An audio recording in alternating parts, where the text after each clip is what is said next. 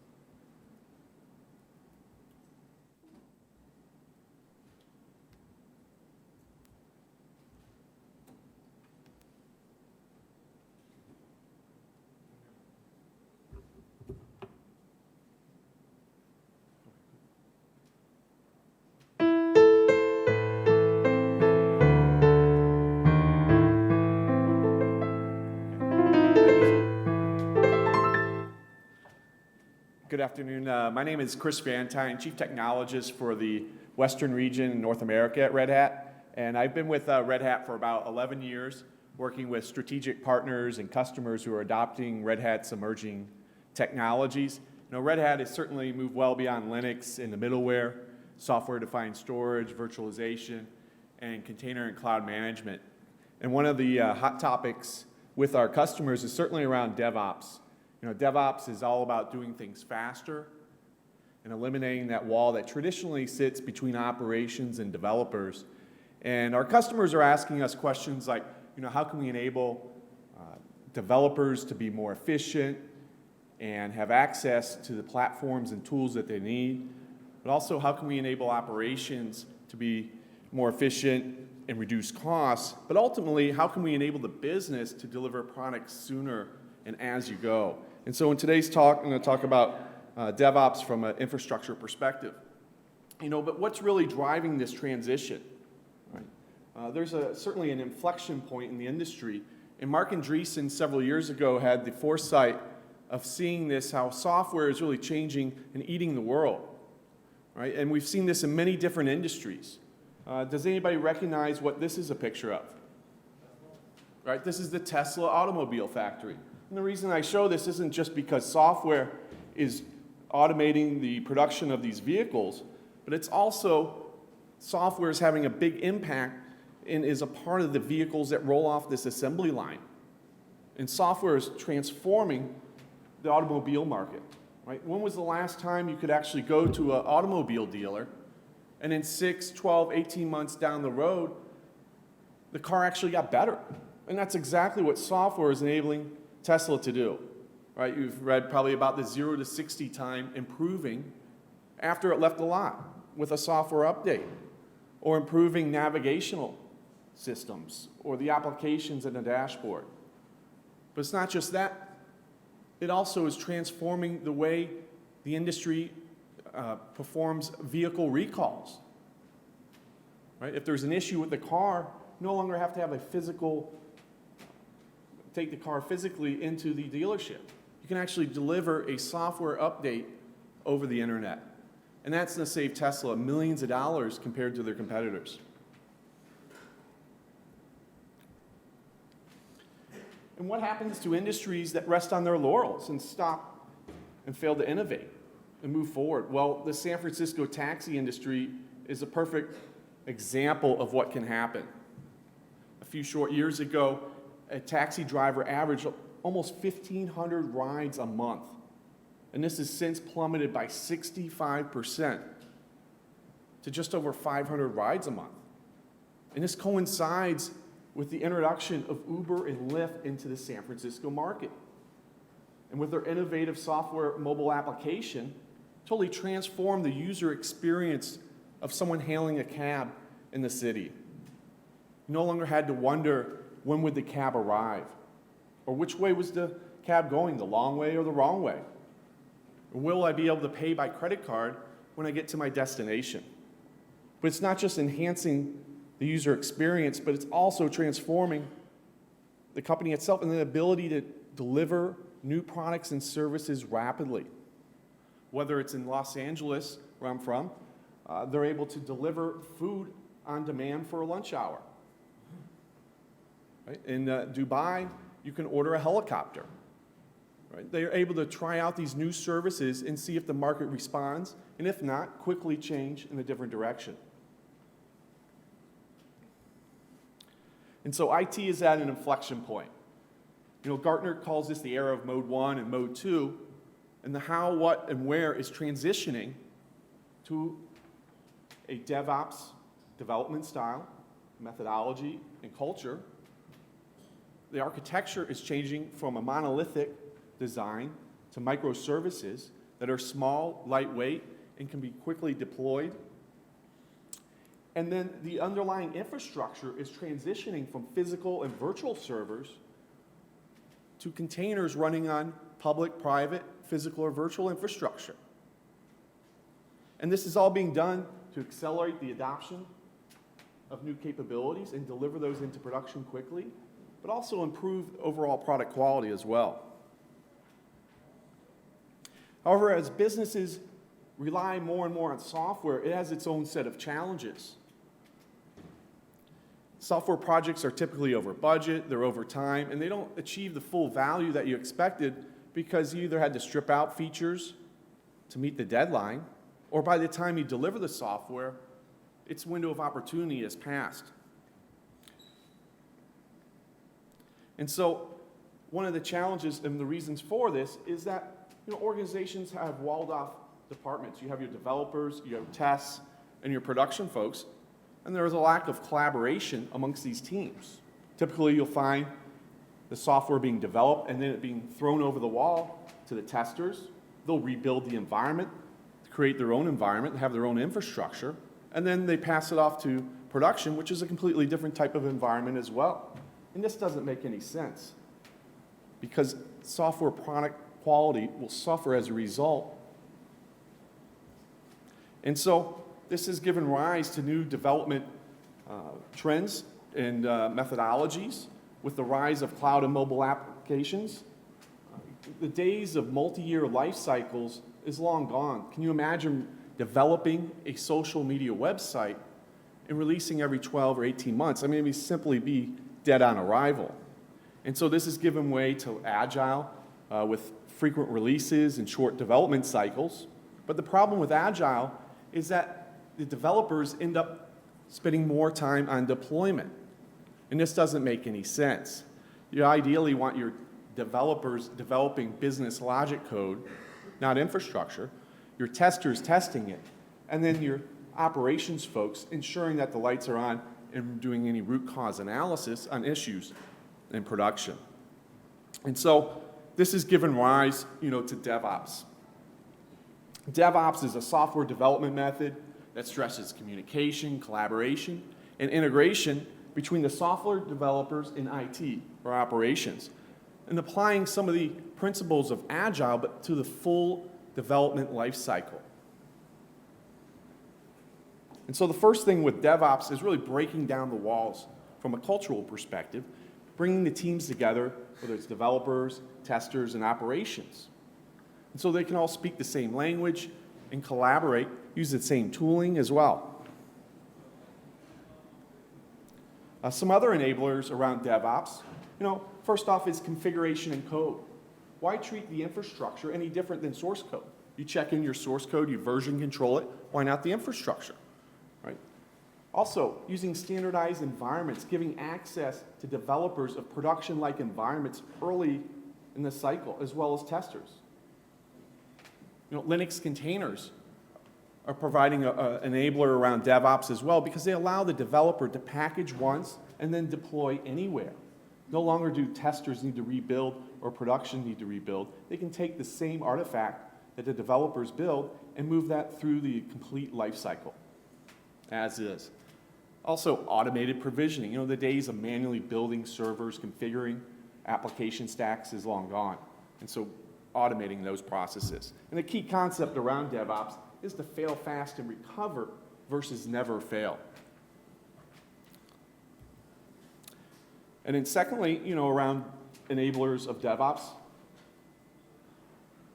is CI/CD, automated testing and deployment, continuous integration. You know, this has its roots really in the open source world. The idea of contributing your code, checking in early, testing it, and if there are any issues, resolving those early in the cycle, because as you wait longer and longer, the technical debt of resolving that issue only increases. Also, continuous delivery, so enabling you to deliver software updates as needed by the business in a matter of minutes rather than weeks or months. And the key concept as well is small changes equal less risk. And then thirdly, around enablers of CI/CD is continuous innovation, right? Providing developers with self-service and the ability to have rapid prototyping, right? Enabling innovation in your organization by eliminating the barriers, giving them access to the tools and platforms your developers need on demand in the environments as well. And so a key concept here is cultural change. It's okay to fail because we have automated systems in place to quickly and rapidly recover from any issues. And so, you know, you may ask, what organizations out there have been successful with DevOps?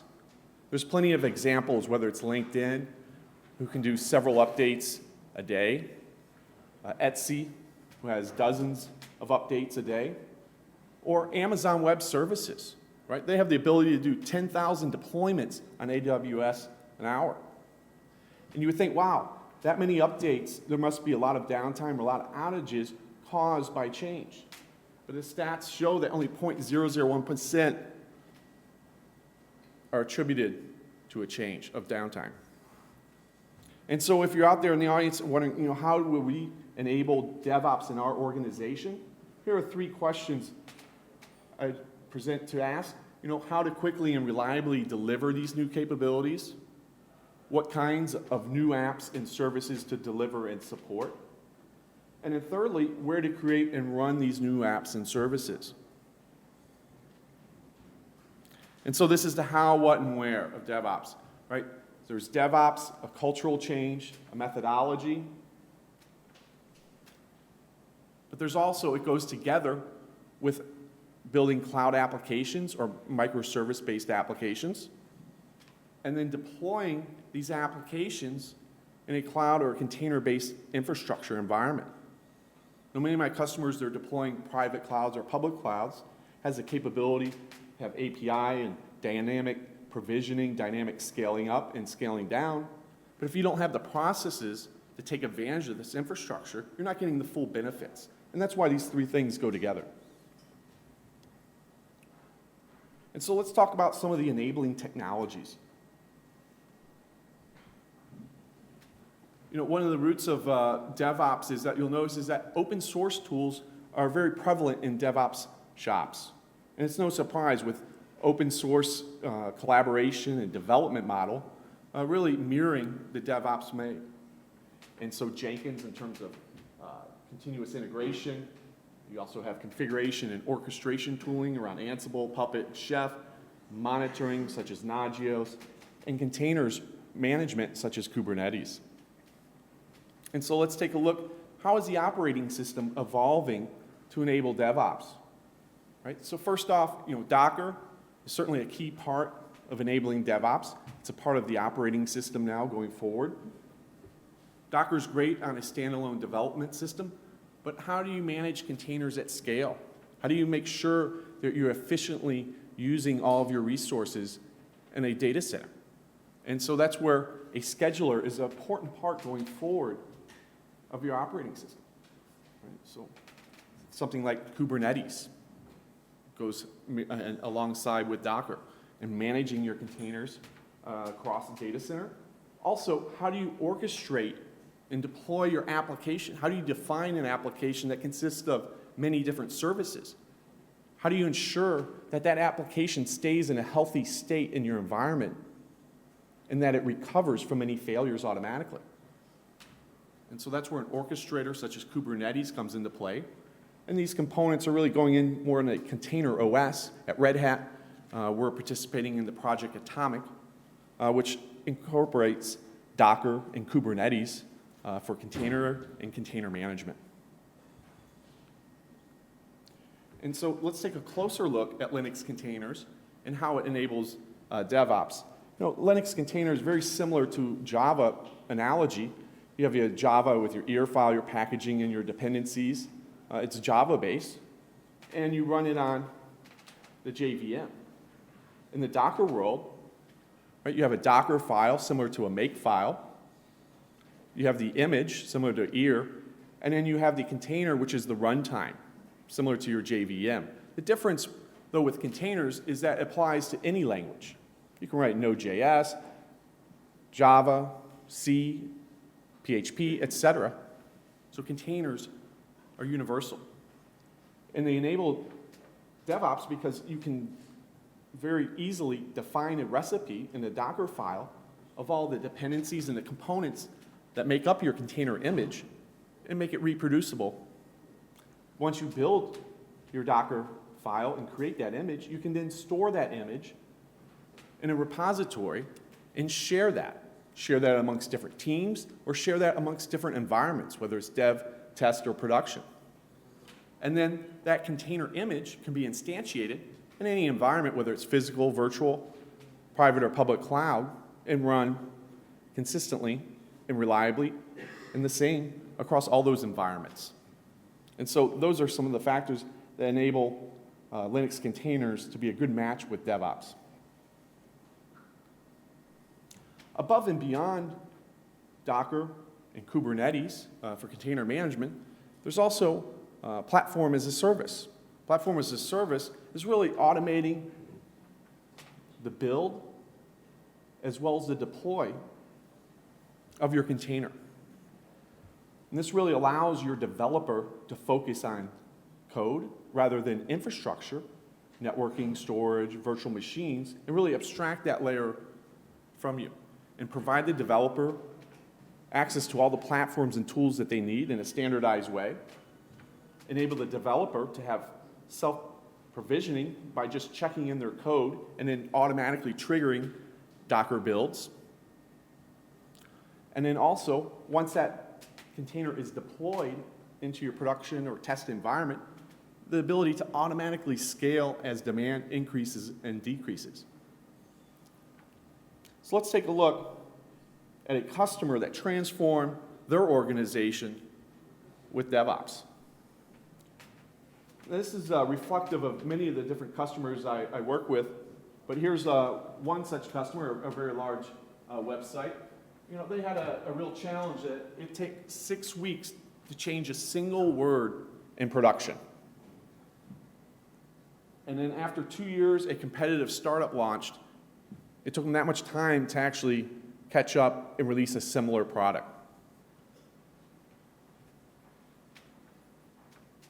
And up until now, they were using proprietary application platforms.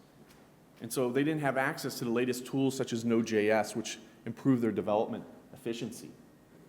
And another key challenge with that was because it was a proprietary platform, developers weren't so interested in learning it.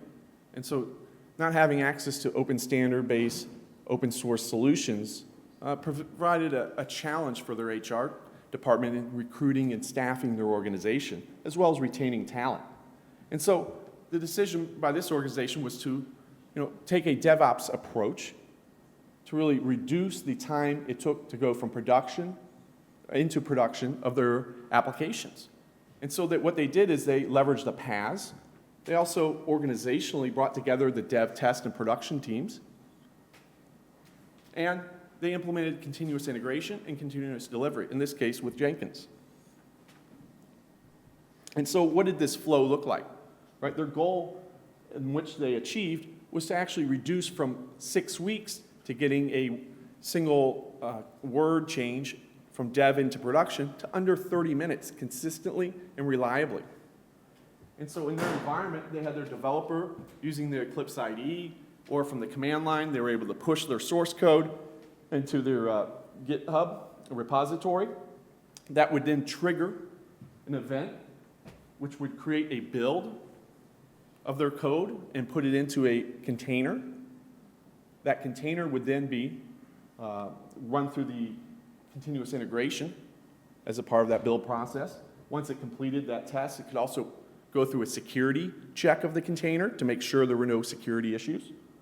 And then it was put into their Nexus repo once they promoted it from the release into production instance. And then in their case, they wanted the operations team to control the rollout of the containers into the production environment.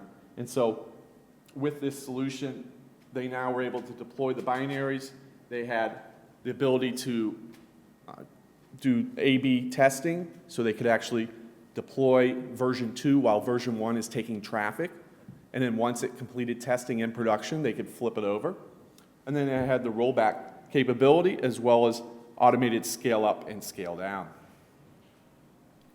And so this shows you an example of their customized build pipeline using Jenkins, which allowed them to define stages or phases in their pipeline. And they had manual as well as automated controls to move the code from one phase to another. And then from an architectural perspective, they were deploying a PaaS into an existing environment. Their data still resided on their Oracle database. They had an existing repository, their Nexus repo. They, for the first time, were using CI/CD with Jenkins. And then they had the existing F5 load balancer, so they wanted to be able to integrate with that. And so the PaaS actually was able to integrate with the load balancer, so they no longer had to call the network engineering team to make a load balancer change to add an application or add capacity or vice versa. And so they built this across their virtualization environment and were able to provide the latest platforms, whether it was Node.js, Java, et cetera, to their developers in a consistent manner. And so the return on investment that they saw was that, by moving over to DevOps and leveraging a PaaS to get there, they were able to improve their business agility. They shortened the time to market of new code into production. They reduced app provisioning time from a matter of weeks to under 30 minutes. They also improved developer productivity because now the developers had access to self-service. They didn't have to worry about virtual machines. They were also now having continuous integration, a Jenkins instance per team or per developer as well, because the CI system was running on top of the PaaS, which automatically scaled up and down in provision. They were also able to test multiple versions of their application because the PaaS provided any environment that they needed on demand. They were also able to have a consistent environment in dev, test, and production. They no longer need to leverage a standby data center and manage it through change control. They could give the freedom to every developer to have access to a production-like environment and make changes at will without going through change control because it was a virtual environment. And then also improving business predictability. One of the key challenges is, how can marketing plan if they don't know how long it'll take for the environment to roll out into production? And so this provided predictability because every change could be released under 30 minutes. And then improving operational efficiency. By going to a container-based environment, they were able to get about 10x in improved density in their environment. So the cost savings alone there made it much more efficient. And so if you're out there wondering, what metrics to follow and track to see if your DevOps implementation is successful, you might want to take a deployment frequency, change volume, lead time, the deployment rate failure, as well as MTR and service availability, or just some of the metrics you may want to consider. And so, DevOps is part of a larger shift, not just a cultural change, a methodology, but also you want to change your application architecture potentially with cloud apps and microservices to take full advantage of your new cloud infrastructure running on containers, which is nicely aligned with a microservices architecture as well as the DevOps model, because it allows you to quickly and rapidly move changes in code from dev, test, into production. Thank you so much for your time today, and if you have any questions, feel free to reach out. I'm also available on LinkedIn. Feel free to reach out, and I'll be happy to answer your questions.